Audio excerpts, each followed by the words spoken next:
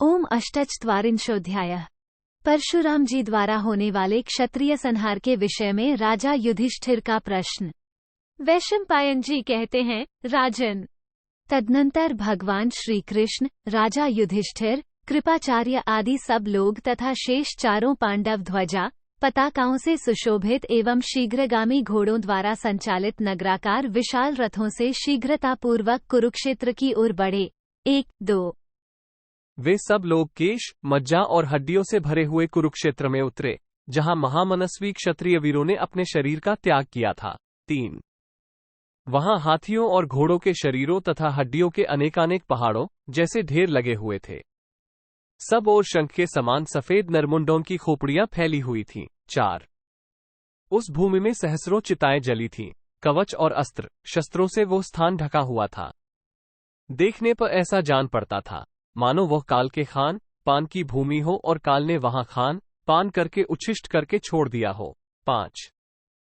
जहां झुंड भूत विचर रहे थे और राक्षसगण निवास करते थे, उस कुरुक्षेत्र को देखते हुए वे सभी महारथी शीघ्रतापूर्वक आगे बढ़ रहे थे।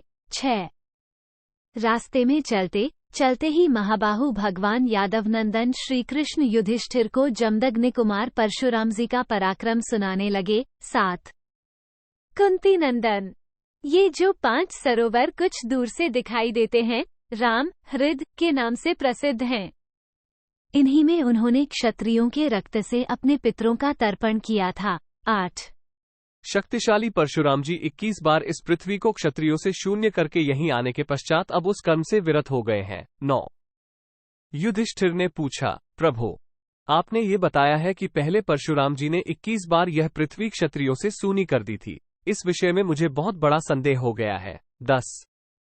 अमित पराक्रमी यदुनाथ, जब परशुराम जी ने क्षत्रियों का बीजतक दग्ध कर दिया, तब फिर क्षत्रिय जाति की उत्पत्ति कैसे हुई? 11।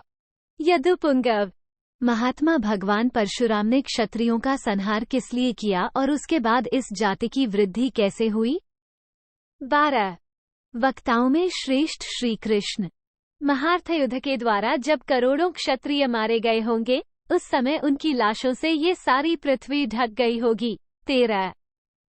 यदु सिंह, भृगुवंशी महात्मा परशुराम ने पूर्वकाल में कुरुक्षेत्र में ये क्षत्रियों का संहार किस लिए किया? 14।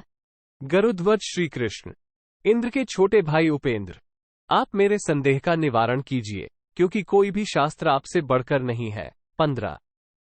वैशंपायन जी कहते हैं, जन्मेजय, राजा युधिष्ठिर के इस प्रकार पूछने पर गदाग्रज भगवान श्री कृष्ण ने अप्रतिम तेजस्वी युधिष्ठिर से वह सारा वृतांत यथार्थ रूप से कह सुनाया कि किस प्रकार यह सारी पृथ्वी क्षत्रियों की लाशों से ढक गई थी। 16।